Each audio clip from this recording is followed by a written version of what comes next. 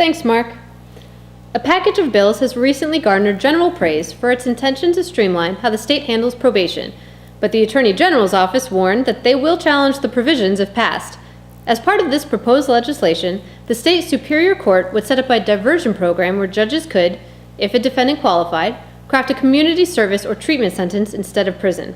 Kilmartin's office is concerned that such a program would violate our state's constitution by transferring authority to prosecute felonies from his office to the courts. The head of the Attorney General's Criminal Division, Stacey Veroni, stated that it would be their obligation to challenge if the legislation passes. Michael DeLauro, the legislative liaison for the state's public defenders, had a different interpretation, though. He said that no one raised separation of powers concerns when similar diversion programs were constructed to face drug, weapons, or veteran courts. DeLauro also said that this is legislation that will allow the Superior Court to create and run a program, and it is silly to think the Attorney General will not have an active role in that, and he even continued to state, according to the Providence Journal, that in this instance, separation of powers is a red herring.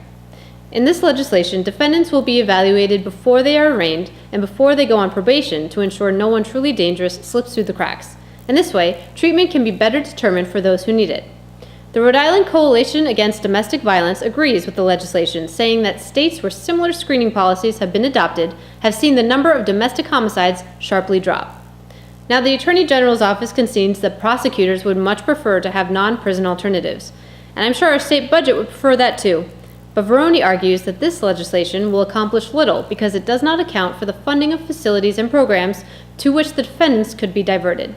She stands by the standard of probation, which has been in place for years, even though State Senator Stephen Archibald, a former Jamestown police officer, calls the standard vague, and it results in too many people being declared probation violators.